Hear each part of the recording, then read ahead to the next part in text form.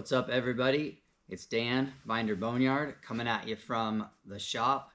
It might sound a little bit different because I'm actually out in the shop. You may hear some noise you might not normally hear when I'm recording from the office. So I'm also doing something different. I am filming this podcast. So it will be available on YouTube, on our YouTube channel. And if for some reason something happens and it does not record well or it's not a good fit, then you won't see it on the YouTube channel. But for now, I'm hoping that this works out and it will be something I can start putting on other platforms because I mean the podcast platform is great, but I really need to work on getting the YouTube channel going better. And so, I spend these podcasts waving my arms around and making hand motions anyways that nobody can see. So I figured,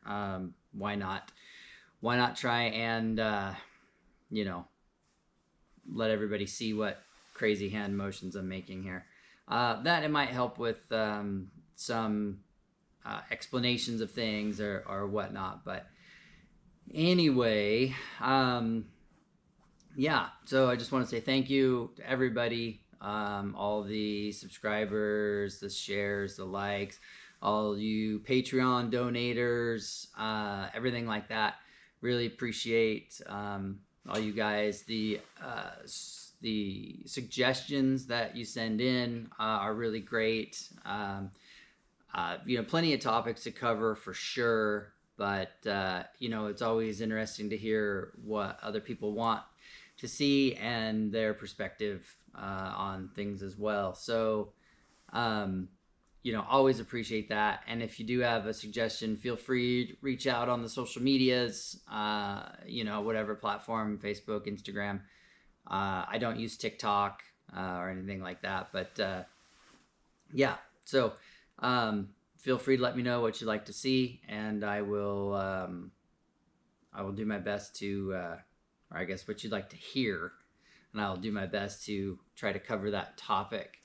One thing I've been hearing a lot, there's the scout market's still really hot, the international market's really hot, and a lot of new people, a lot of unaware buyers out there that don't understand internationals.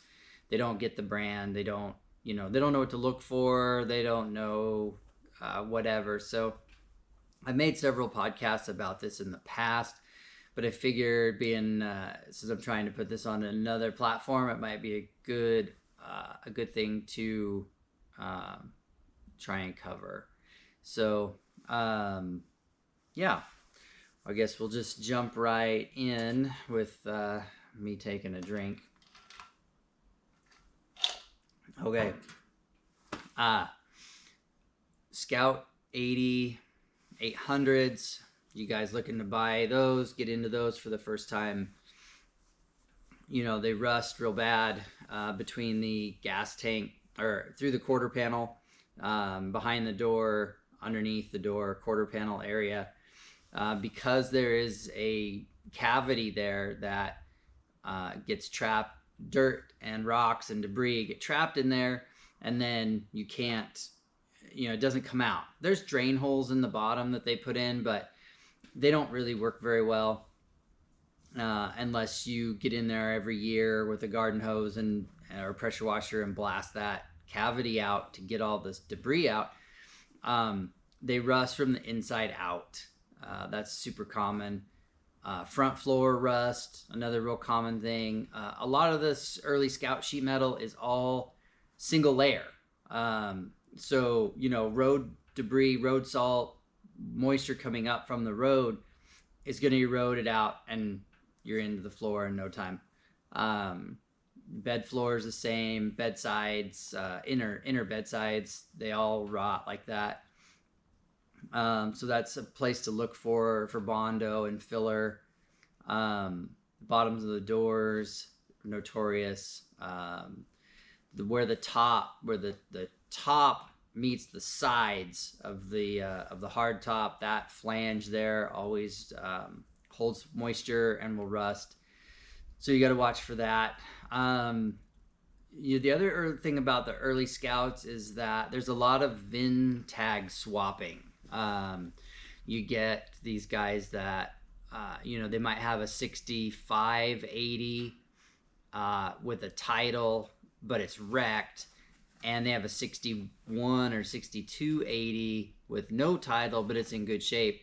So they unscrew the VIN tag, screw it to the other 80, and sell it. Because International in the old days, they just had one data tag, and it was that tin tag that was under the hood above the brake master cylinder in the early 80s.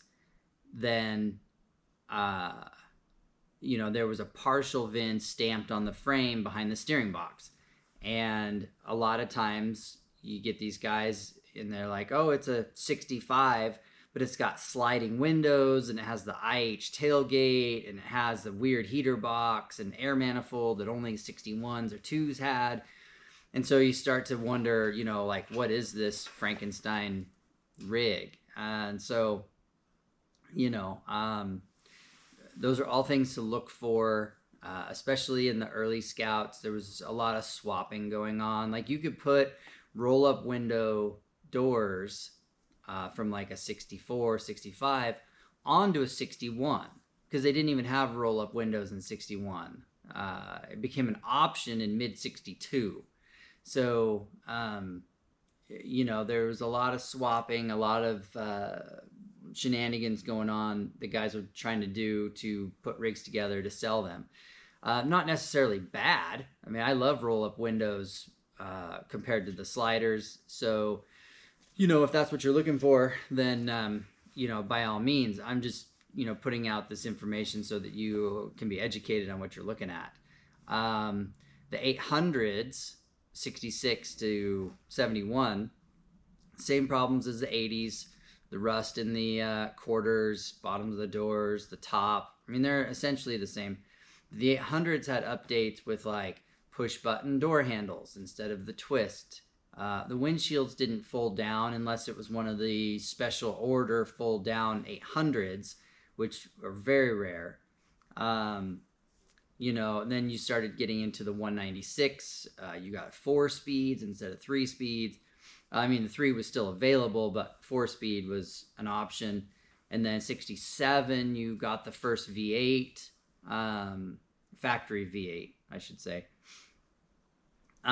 So, things to look for is have, the motor's been swapped, is the drivetrain still original-ish? Not that values it much. I mean, Internationals aren't like other collector cars where their numbers matching.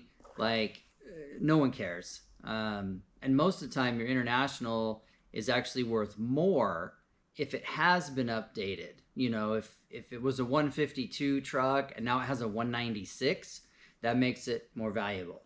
But that also makes you more susceptible to flippers and scammers, because you're going to go look at a 4-cylinder Scout and they're going to go, oh, it's got a 196, because they know that's what everybody wants.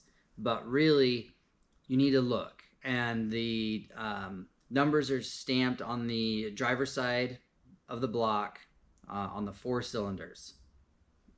Don't send me a message and tell me that I'm wrong. 4 cylinders, it's on the driver's side, stamped vertically. V8s, it's stamped on the passenger side, underneath the number 1 cylinder on a little rectangle block. It's stamped there. If that little rectangle block has no stamping at all, then it's an early 266. That's the only thing. After that, they were all stamped there, 304s, whatever. The other thing to look for when you're into the later 800s, if they have V8s, is you'll see guys saying, oh, it's got a 392 or it has a 345. They did not come factory with those engines. The only V8s you could get in the 800s was 304, 266 and 304s. So if someone swapped in a 345, you need to verify that, make sure they did it right, nothing's too janky, because it does happen. And just check that stuff out. Axles, same thing. The later ones have the Dana 44s, two-piece shafts versus the one-piece shaft in the 69 to 71s. So those are kind of the big beats to look for. Don't fall for the oh yeah, it's got a 345 and a 4-speed, because a lot of that's not true. The other thing is the 80s and 800s didn't have fuse panels. They only had inline fuses and a circuit breaker on the back of the headlight switch. So, watch for electrical problems, because most guys couldn't find the fuses, so they just added more wires or scabbed things in. So, really got to watch for that. We'll move on. Scout 2. Scout 2's had real bad rocker rust problem, wheel arch rust, the rear hatch rusted real bad, bottom of the tailgate, and windshield frame. And then, front cab mounts can be considered bad too, but those are the high points. The rockers, I've seen tons of Scouts that look great, but it's just obvious that they are full of filler. You slather in some filler in the wheel arch and sand it down and shoot it, and people think they're good, but the Scouts, they rust from the inside out. They get moisture trapped between those layers, and then it rusts from the inside out. International did not treat their metal, the interiors of the metal, before it went together. So all that stuff got sandwiched with pretty much no paint or primer. We'll get into the D series later, which they are notorious for.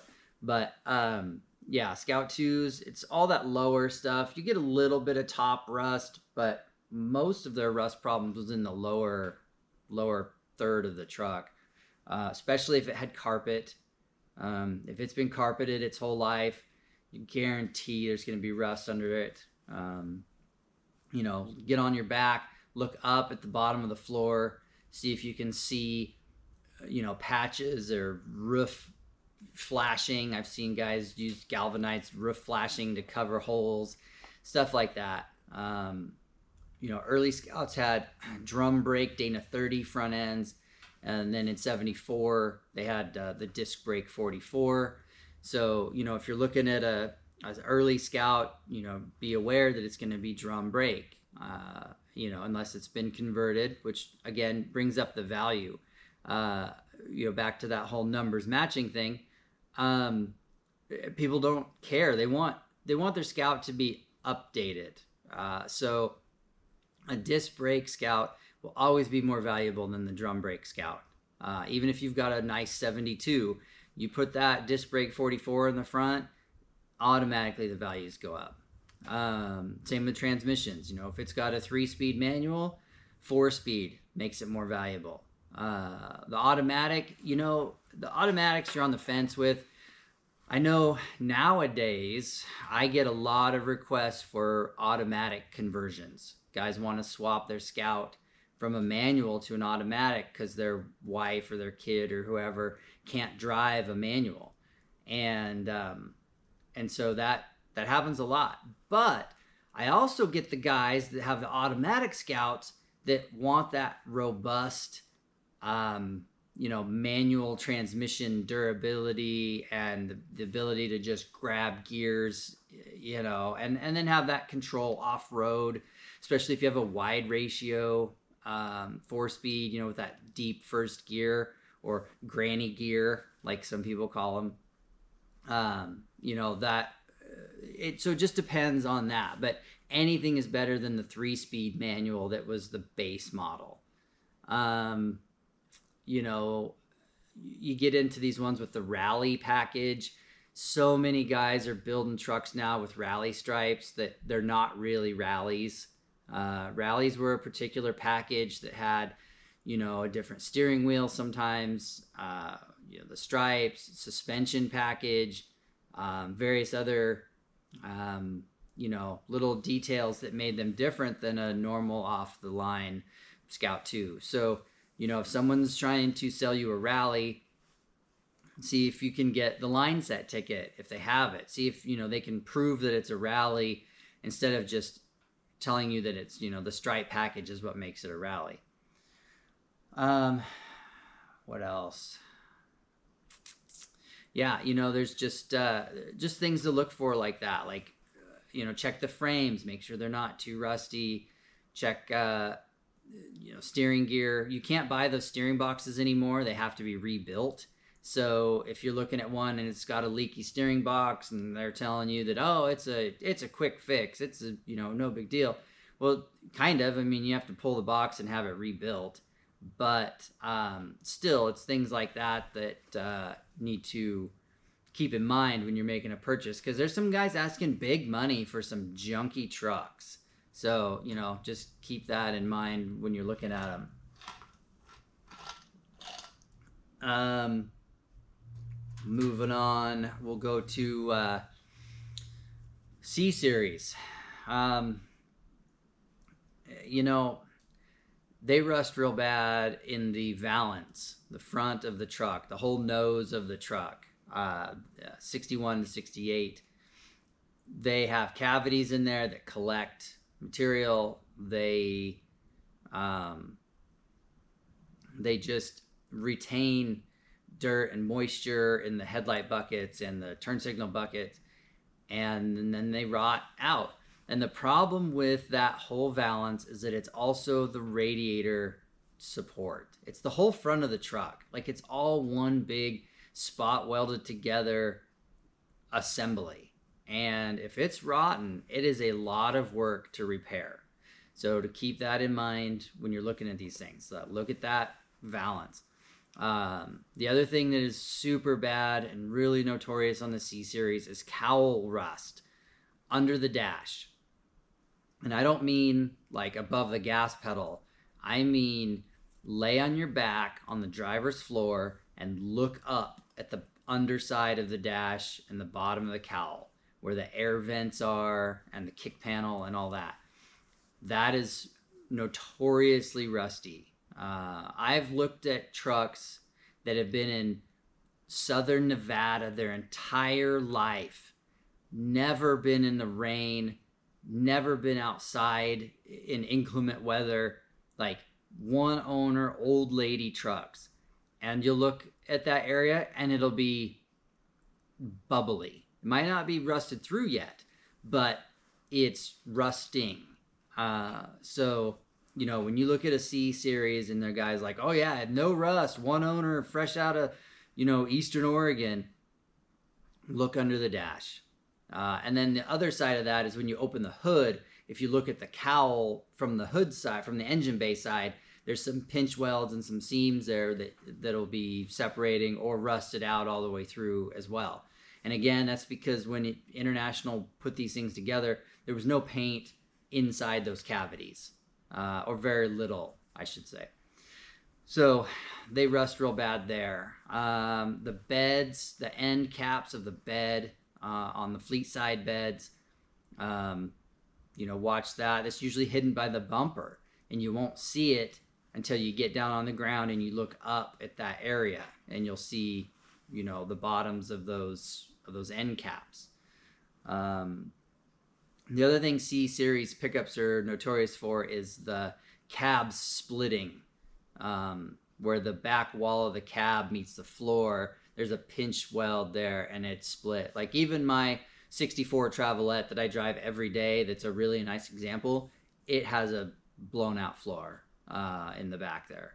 So just something to look for. And if the guy's asking a decent price and it needs work, and like it's priced accordingly, then it shouldn't stop you.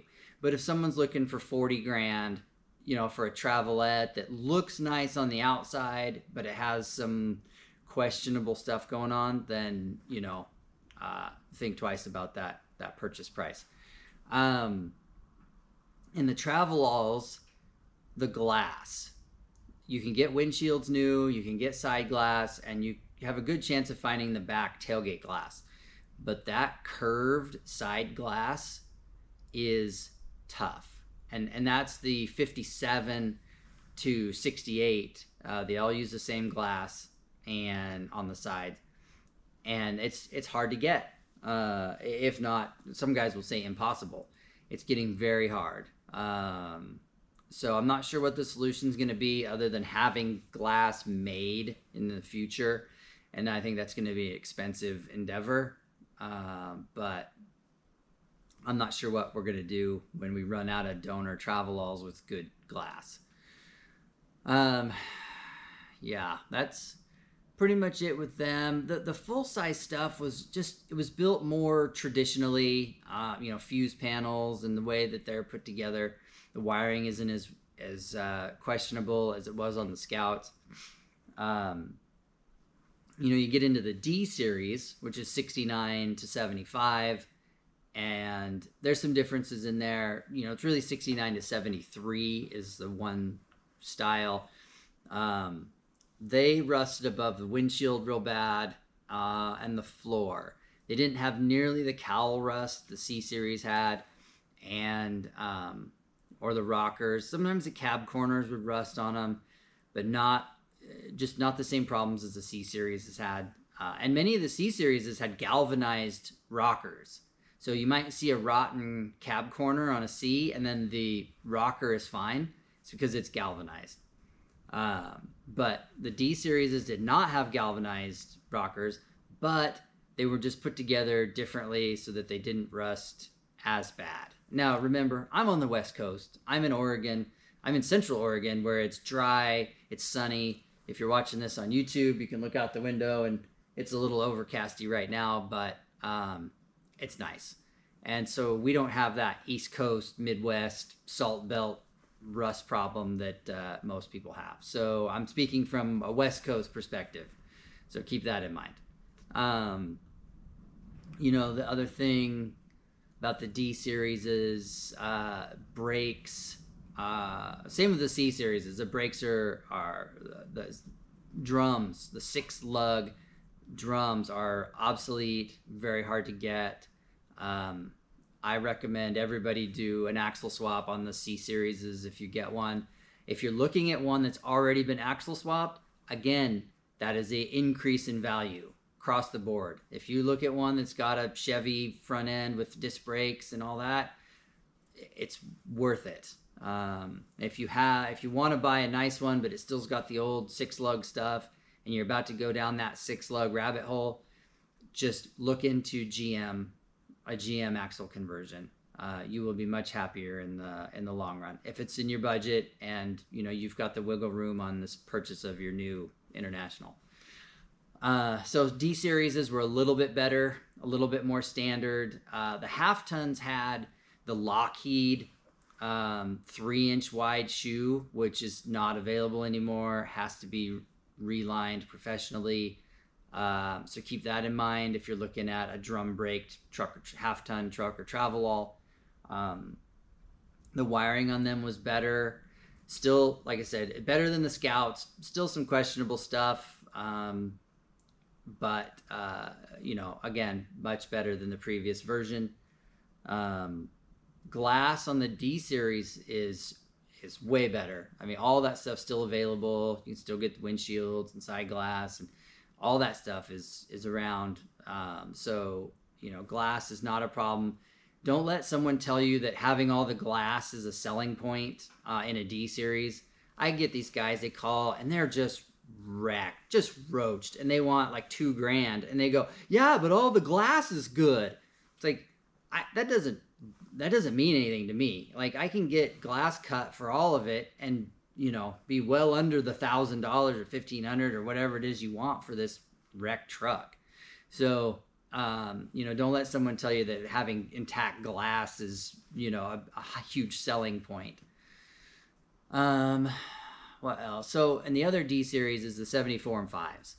They changed the frames. They had some axle adjustments. They did stuff a little bit different in 74 and 5. same rust problem around the window frame, and the lip of the hood will rust. The front edge of the hood and the inner fenders will rust on them where the hood hinge